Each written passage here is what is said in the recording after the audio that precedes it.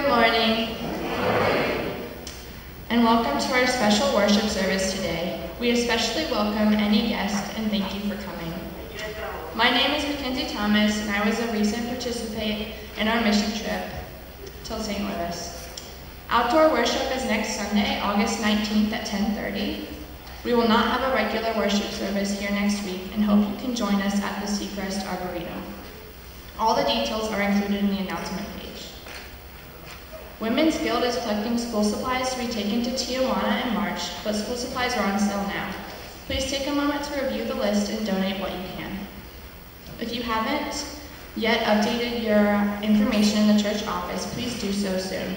Vicki is trying to get all records up to date for our 200th anniversary. She is also looking for information to complete our 200-year history. Please see Vicki in the office if you have any information to share. Suzanne Feltner has an announcement. I just wanted to share that at our day-long cat wedding, which is Children's Arts at Trinity on Wednesday, the youth put together these 2 blankets that we're donating to people in need. And as you know, we have a lot of people in need in our community. So they put these together, they cut them, and they tied them, and we're donating them to the help. So, thanks.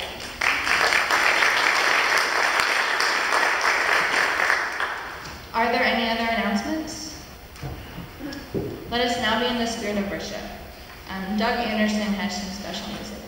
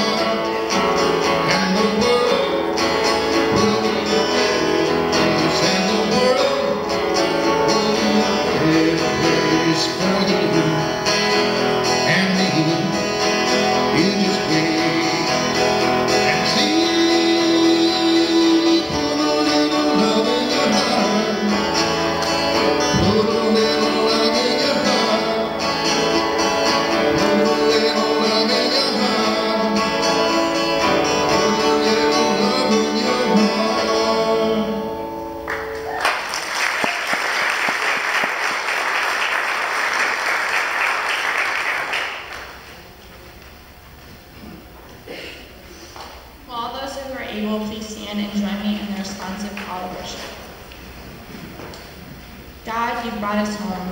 You've taken us beyond where we thought we could go and safely carried us back.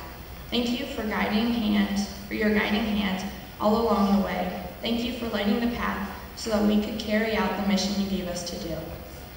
Lord God, move us out of our comfort zones. Push us to see you in expanded ways. Help us to reach out to others, opening pathways to experience your action in new ways.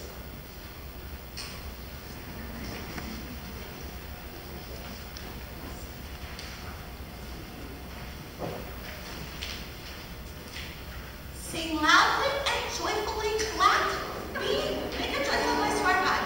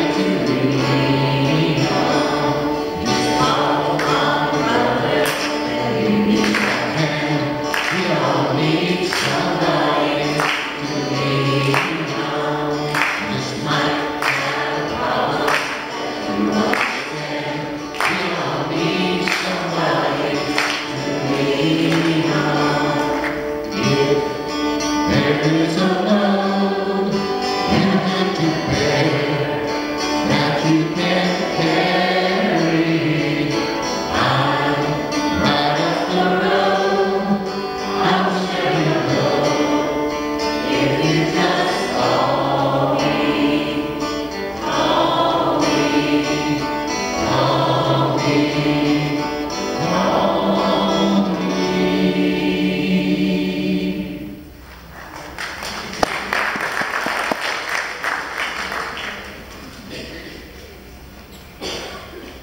Please join me in the unison gathering prayer. Holy Spirit, inspire our hearts today.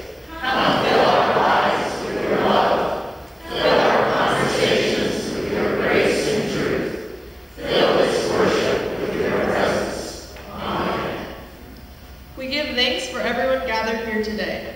God knows each of us by name. Now it's time to carry God's love into the world by actions, attitudes, and words. Please take a moment to reach out to others and share God's love.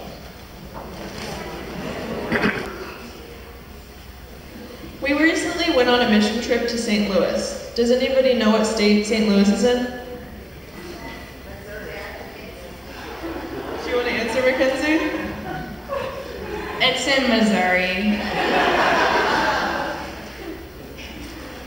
While we were there, we went to a Bible study, which is kind of like a Sunday school class, with our new friends.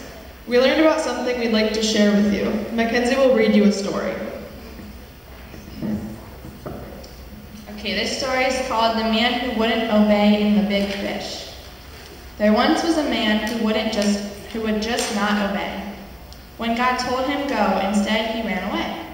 So God sent a big storm. He wound up in the sea. "Dearest Lord," Jonah cried, "please have pity on me." Just when Jonah himself thought he'd been surely drowned, God sent a big fish and it gulped him right down. Then from inside the fish came a prayer of thanksgiving. It was Jonah who was glad to be rescued and living. After 3 days, the fish spit him out on the shore, and Jonah did not disobey God anymore. He went where God told him, he did what he should, and the sinners he spoke to turned from bad to good.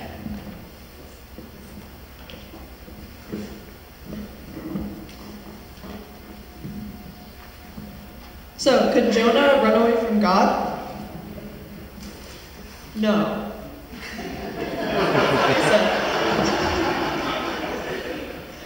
Did God leave Jonah even though he disobeyed him? He said no.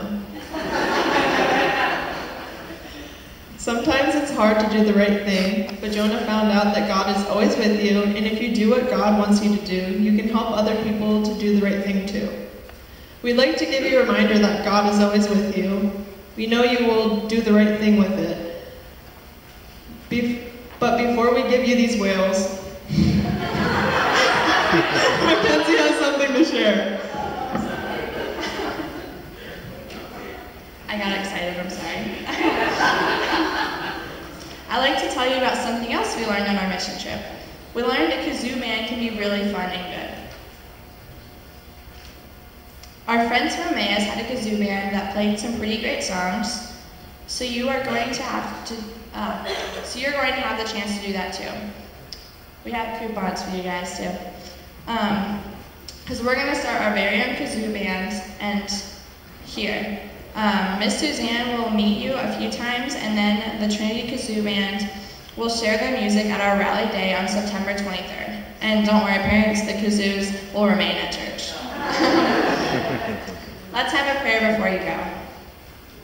Dear God, thank you for always being with us even when we disobey you. Thank you for caring about us and helping us do the right thing and care for others. Amen. So today's scripture was chosen because our mission trip was working with Emmaus Homes. Emmaus was founded in 1893 by ministers of the German Evangelical Synod of North America, one of the predecessors of the UCC. Emmaus provides services to more than 300 adults with developmental disabilities in the St. Louis area. Emmaus Homes derived their name from this scripture. Please join me in the bold print. Luke 24, verses 13 through 35. That same day, two of them were walking to the village Emmaus, about 7 miles out of Jerusalem. They were deep in conversation, going over all the things that had happened. In the middle of their talk and questions, Jesus came and walked along with them, but they were not able to recognize who he was. He asked, "What is this you're discussing so intently as you walk along?" They just stood there, long-faced, like they had lost their best friend. Then one of them, his name was Cleopas, said, "I really don't want to Jerusalem, who hasn't heard what's happening for the last few days." He said, "What has happened?" They said the things that happened to Jesus the Nazarene. He was a man of God, a prophet, a man in word and word, blessed by God and all people. Then our high priests and leaders betrayed him, got him sentenced to death and crucified him. And we had our hopes up that he was the one about to deliver Israel. And now it is the 3rd day since it happened. But now some of our women have completely confused us. Early this morning they were at the tomb and couldn't find his body. They came back with the story that they had seen a vision of angels who said he was alive. Some of our friends went off to the tomb to check and found it was empty, just as the woman said, but they didn't see Jesus. Then he said to them, "So thick-headed, so slow-hearted, why can't you simply believe what the prophets said? Don't you see that these things had to happen, that the Messiah had to suffer and only then enter into his glory?" Then he started at the beginning with the books of Moses and went through all the prophets, pointing out everything in the scriptures that had referred to him. They came to the edge of the village where they were headed. He acted as if he was going on, but they pressed him. "Stay with us, have supper with us. It's nearly evening, the day is done." So he went with them, and here is what happened. He sat down at the table with them. Taking the bread, he blessed and broke and gave it to them. At that moment, open-eyed, wide-eyed, they recognized him, and then he disappeared. Back and forth they talked. Didn't we feel the fire as he conversed with us on the road? He has opened up the scriptures for us.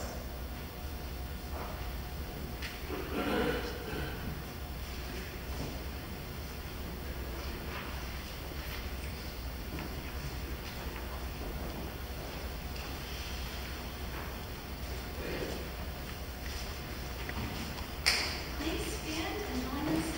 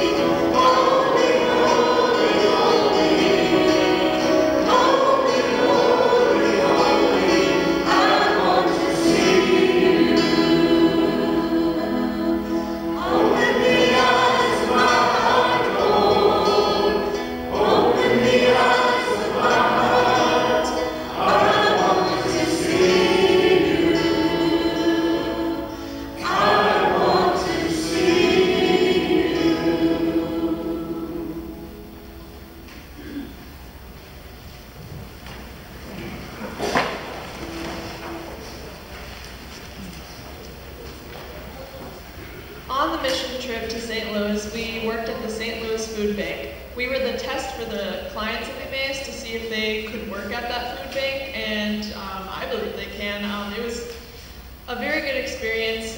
We packaged foods. We packaged breakfast box, dry foods box, and salty boxes. And with a group of about 30 people, we packaged 5.79 tons of food, which is about 11,000 meals, and it can feed one person for about 11.32 years. We also got the chance to have dinner with these clients. There was 4 guys in the house. Their names were Saul, Paul, John, and then Terry. Poor Terry was left out because his name wasn't biblical, but we still love Terry. They invited us to their house, and they helped their assisted living people make dinner for us, and it was really nice. They greeted us when we got there, and their house was really cute too because there were 4 guys, and they each had their own recliner in the living room, and they're watching MASH, and John knew every character, everybody. It was awesome. And like I said, they were really nice, super welcoming, and they loved having guests. It was a lot of fun. Just a little bit about Emmaus, as Melissa started to say. Emmaus started as a home for those with epilepsy and that were feeble-minded. It started as a very traditional campus-like setting, more of a dormitory structure, kind of outside of town. Well, times have changed and that has evolved. So today what we witness is their focus is on adults 18 and over with developmental disabilities. They're in smaller group-style homes. All of these homes are ranch-style and some split levels, the home Mackenzie was describing, in very nice residential areas. So they were really something to be proud of. The Max homes that we witnessed, they had 4 clients in that home, so it was very family style. You know, they would decide their menus together and work together and those things. Also very, very active. Some of the things that we learned about where we talked about the kazoo band, so that's a class they could take. There was another, our very first night, Melissa will share an intro in the video. We were part of a corny dinner, and it was a comedian event. So in that, all the dishes that we had were related to corn, okay? And that's how you got the corny part, but then the corny also became comical as they had a comedy act, so it was very appropriate. But all of the meals, the meal that we had that evening, they had participated in a cooking class prior to that, so they had learned how to prepare all of the dishes that we ate that evening. So cooking classes, kazoo bands, social outings, Bible studies in group settings, which we also participated in. Those happen either the Emmaus office, they have 2 regional offices where those take place at, or at a chapel. Let's see. Oh, and a theater group, which is also part of their first night. So just a lot of great activities for all of their clients to be able to choose the things that interest them and participate in life. So very positive. Thanks.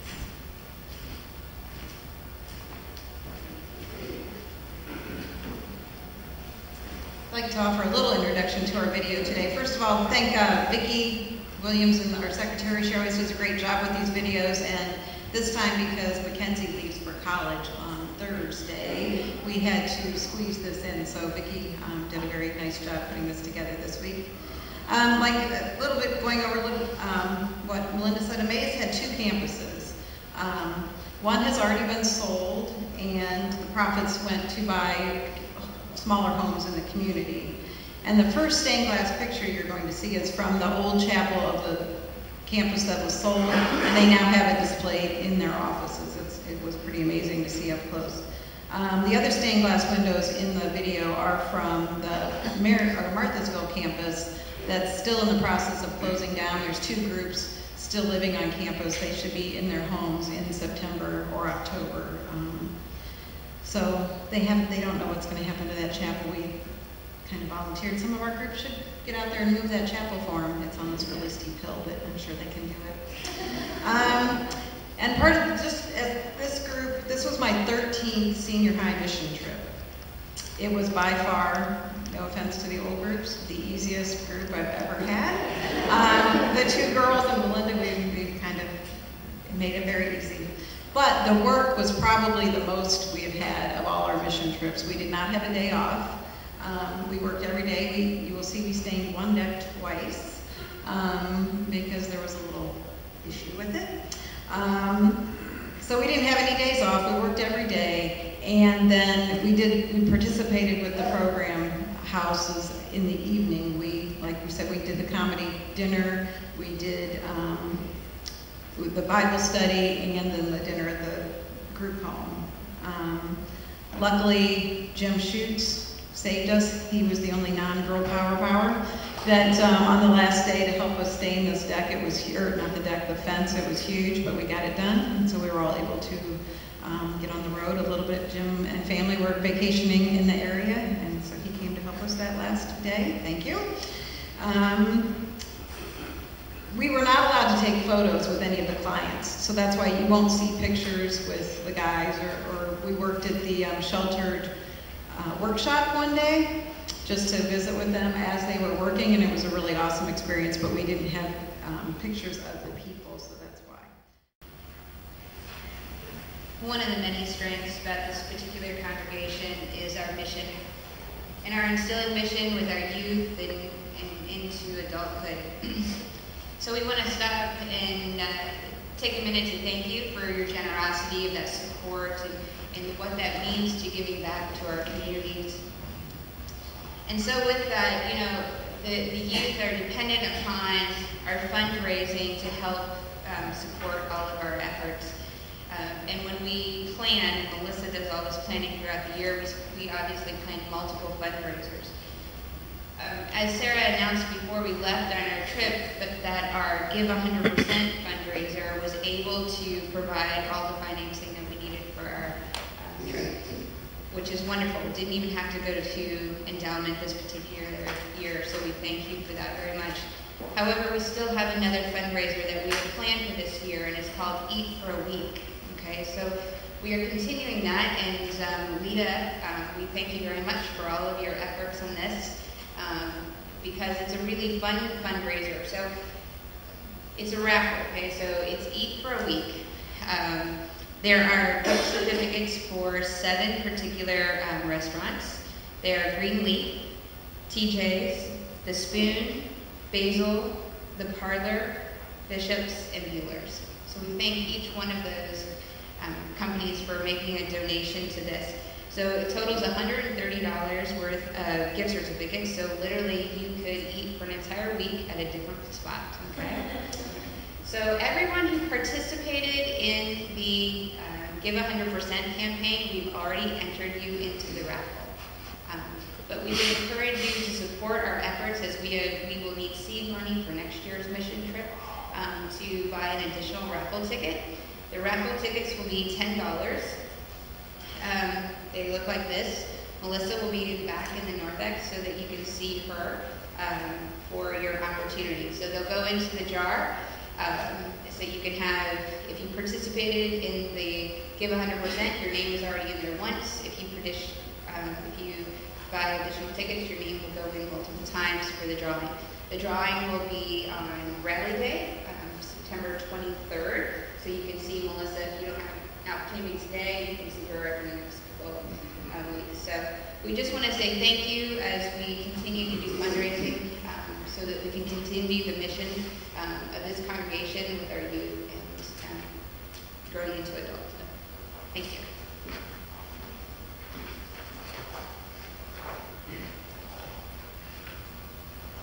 During our offering today, we will be dedicating some new offering plates, and I'd like to invite Dee Carter to come up to share a word about that.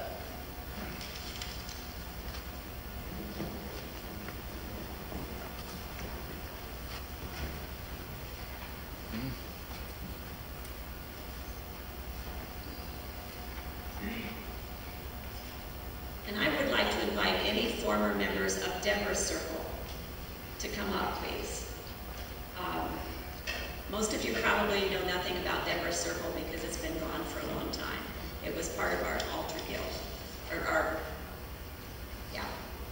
women's guild. And we sold Cat's Meows. I have to put it down the right way. May not fit. And when we decided to do this, it was to raise money for the church to do different things with. And in the middle of 1988, Deborah's Circle of Trinity decided to have a Trinity Cat's Meow. And that is what this is.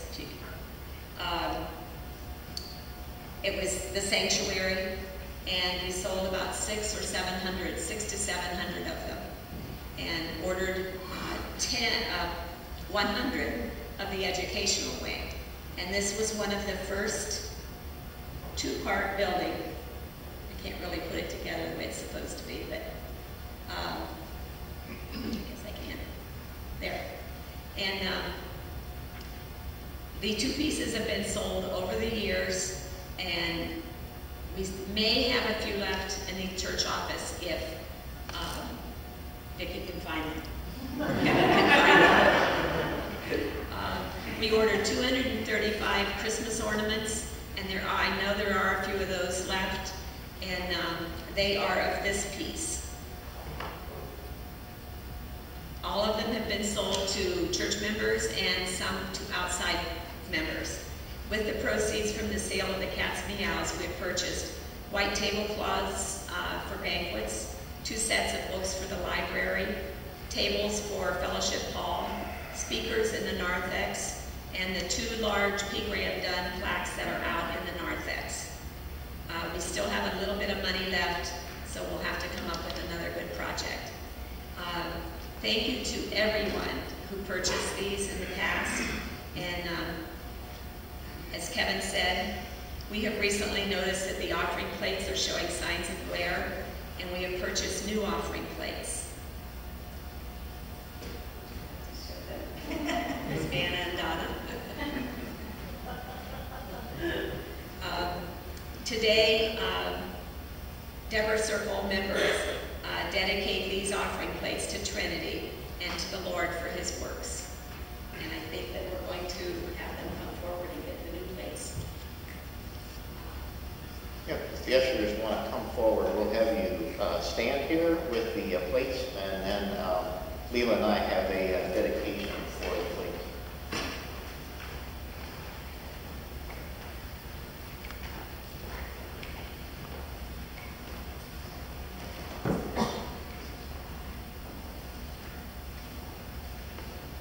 Hey, you want to go ahead again?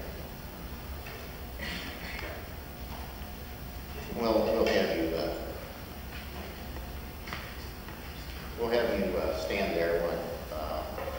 Anytime we purchase something in the life of the church, we like to bless it for the purpose for which it's been presented.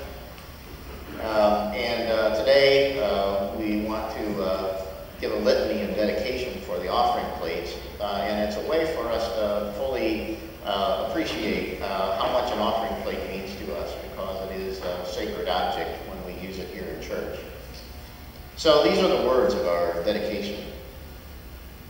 Within these offering plates, we dedicate our resources to the work of our congregation, serving human wholeness, caring for our planet, upholding religious freedom, welcoming the stranger, and loving one another. We dedicate these gifts to the work of compassion and action, faith and fellowship, hope and wholeness. There is no church without its people. We are this church. We are all it means inside these walls and all it stands for out in the world. We dedicate these gifts to the church we embody with our hands and our hearts. Together, we share and support this church where love, justice, and equality inspire our acts of service and compassion. We dedicate these gifts to all that we stand for, as a community of faith.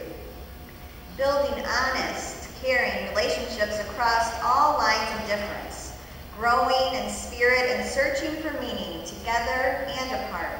Promoting religious freedom, practicing compassion, and working for justice.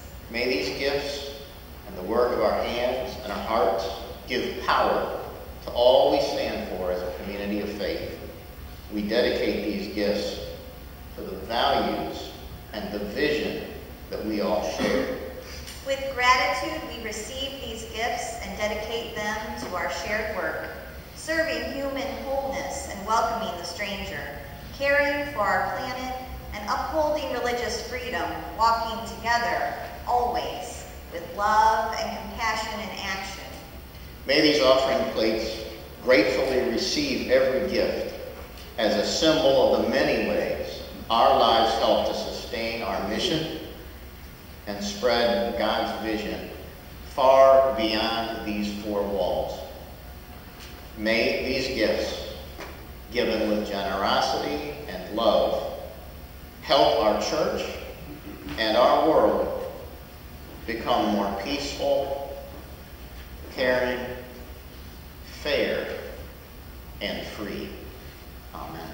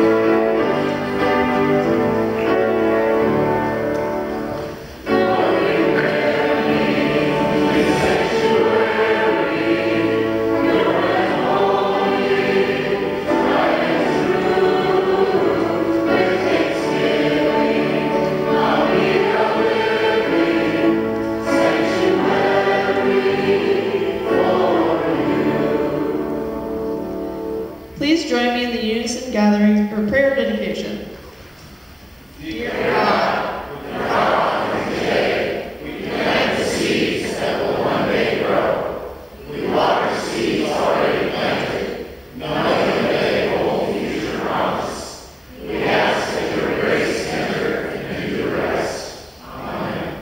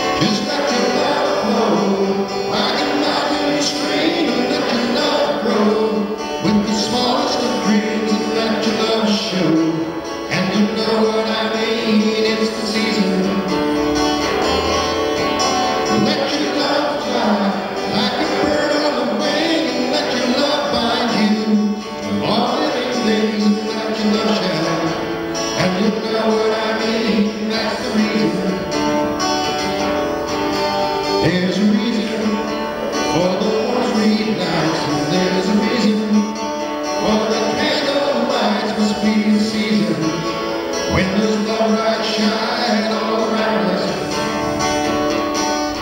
So let that wonder take you into space and let you wonder. It's love and grace and feel the thunder as it warms your face. You can't hold back. Just let your love flow like a mountain stream, and let your love grow with the smallest of dreams, and let your love show. And you know what I mean. It's the season. And let your love fly like a bird on the wing, and let your love bind you with all living things, and let your love shine. And you know what I mean. That's the reason.